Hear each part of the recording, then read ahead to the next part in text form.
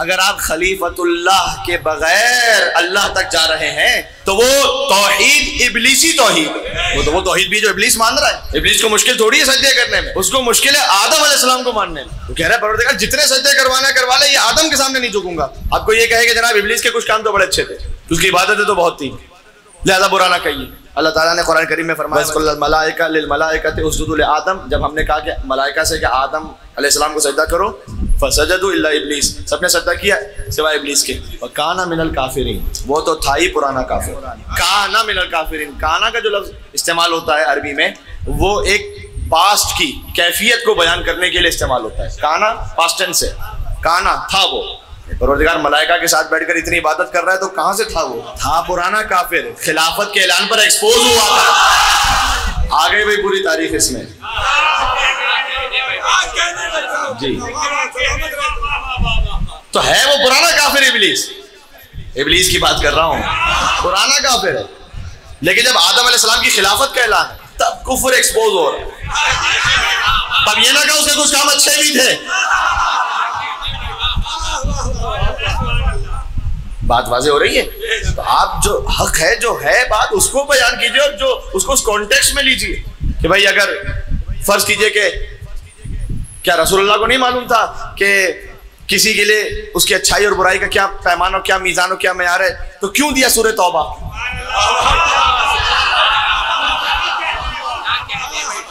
अगर शुरू से अली को दे देते ना तो अली का अहल होना तो साबित होता, किसी और का ना अहल होना साबित ना होता।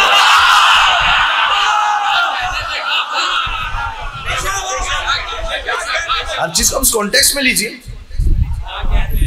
फिर जो रिवायत भी नकल की गई है वो किताब अल फुतूह में है और मक्तल खारज़मी में भी रिवायत है, जिनका ताल्लुक शिया थियोलॉजी से नहीं है।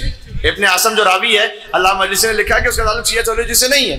बाज़ ने ये भी लिखा, मैं अगर इंसाफ के साथ बात करूं तो बाज़ ने उसको शिया भी माना है उस रावी को, अलबत्ता ये कहा कि दास्तान परदाज है, अफसाना गो है, बात का एतबार नहीं है। बात जगह रिवायत मुरसल है, यानी सनद का कुछ पता नहीं है। एक तरफ वो रिवायत के जिसकी सनद का पता नहीं है, जिसके रावी के बारे में इतने शुकूक व शुबहात हैं, दूसरी तरफ से अगर इतना ही इमाम हुसैन अलैहिस्सलाम को फजीलत को बयान करना था तो बाद में फिर इमाम मोहम्मद बाक़र और इमाम जाफ़र सादिक़ अलैहिस्सलाम ज़ियारत आशूरा क्यों सिखला रहे थे? ज़ियारत आशूरा क्यों सिखला रहे थे कि भाई ये पढ़ो ज़ियारत आशूरा? बल्कि मक्तल खारज़मी ही की रिवायत है, उसमें ये रिवायत भी मौजूद है, तो बयान कीजिए। फिर वो क्या रिवायत है कि अब अब्दुल्लाह हुसैन अलैहिस्सलाम, अगरचे के मक्तल की रिवायत है, आपका दिल मुनक़लिब होगा, लेकिन मैं इसे अपने मौजू के एतबार से पेश कर रहा हूँ कि इमाम हुसैन अलैहिस्सलाम जब शदीद खस्ता थे और उनमें हरकत की सकत नहीं रही थी तो एक शखी ने पत्थर मारा पेशानी अब अब्दुल्लाह हुसैन अलैहिस्सलाम पर। ये मक्तल खारज़मी की रिवायत है। तो इमाम हुसैन अलैहिस्सलाम ने अपने पैराहन को बुलंद किया ताकि उस खून को साफ करें। तो जैसे ही पैराहन बुलंद हुआ तो इमाम का कुछ सीने अथर वाज़े हुआ, तो एक शकी ने नेज़ा तीर मारा अब अब्दुल्लाह हुसैन अलैहिस्सलाम और जरत दम कल मीज़ाब। ये भी बात जगहों पे लिखा हुआ है कि खून पर नाले की तरह इमाम हुसैन अलैहिस्सलाम के जिस्म में अतर से बहना शुरू हुआ। ये वो तीर था जो इमाम ने पुष्ट से निकाला, सामने से नहीं निकाल पाए, इतना पैवस हो चुका था कि पुष्ट से इमाम ने तीर निकाला। उसके बाद इमाम ने कहा कि परवरदिगार तू गवाह है ना, मुझे उन लोगों ने कत्ल किया है। अच्छा किताब में नाम नहीं है, किताब में भी इसी तरीके से कि हमें यह भी कहा गया कि अपने ईमान को आपको महफूज भी रखना है और साथ में अमन अमान और नज़्म नस्क का भी ख्याल रहे। तो मैं फकत एक इमाम हुसैन अलैहिस्सलाम उस वक्त क्यों कह रहे हैं, क्यों ज़ियारत आशूरा में हमें सिखलाया गया कि लान अल्लाहु उम्मतन अस्ससत असासज़ ज़ुल्म वल जौर अलैकुम अहलल बैत, कि वो भी खुदा की रहमत से दूर है जिन्होंने बुनियाद रखी। आपको अगर किसी अपने आलिम दीन को बचाना है तो उसमें इमाम हुसैन अलैहिस्सलाम को तो कुर्बान ना करो मेरे भाई। बात बात हो रही है, मैं क्या कहने लगा, मकसद है इमाम हुसैन अलैहिस्सलाम को तो कुर्बान ना करो मेरे भाई। तो बस अज़ीज़ान गिरामी, मैं इसलिए फ़कत अर्ज़ करना चाहता हूँ कि ये माँ बाप की अब जिम्मेदारी बढ़ गई है। आपने ये बतलाना है कि बेटा आपने किन को सुनना है, किन को नहीं सुनना है, या आपने आप बहरहाल बतलाना है अपने बच्चों को। तो मौलाना साहब को इसकी अलामत तो बताएं, कोई पहचान तो बताएं, सादा सी पहचान बताओ, क्योंकि हर एक तो सुनने वाला कोई बहुत बड़ा आलिम नहीं है कि वो समझ सके और दर्द कर सके। सादा सी पहचान, अगर किसी भी खतीब की तकरीर आपके दिल में तवल्ला का जोश और तबर्रा की गैरत ना पैदा कर सके तो आप जरा मोहतात हो जाए।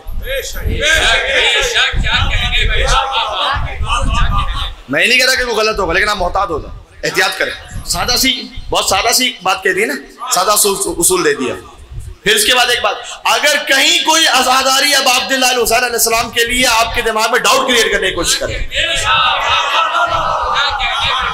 एहतियात करें, मोहतात हो जाए। मैं ये नहीं कह रहा हूं कि आप किसी से झगड़ा करेंगे जाके, नहीं। अगर किसी ऐसी जगह पर आप हैं, आपने अपना साजो सामान लिया, आप निकल लिए, बस कहीं पे कोई तनाज़ा, कोई निज़ा की बात नहीं कर रहा मैं, ये बात है। और देखिए अगर ये बात नहीं होगी यहाँ से तो फिर कहाँ से होगी? अल्लाहुम्मा जअल्नी इंदका वजहन बिल हुसैन फिद दुनिया वल आखिरह, परवरदिगार तू मुझे इमाम हुसैन अलैहिस्सलाम के सदक़े में दुनिया और आखिरत में इज्जत अता फरमा। जो इज्जत है वो इमाम हुसैन अलैहिस्सलाम के सदक़े में है। सुभान अल्लाह, सुभान अल्लाह। और इमाम हुसैन अलैहिस्सलाम की सारी तहारतें वो सब की सब वजूद मुतहर हज़रत हुज्जत इमाम ज़माना अलैहिस्सलाम में जमा हो जाती है।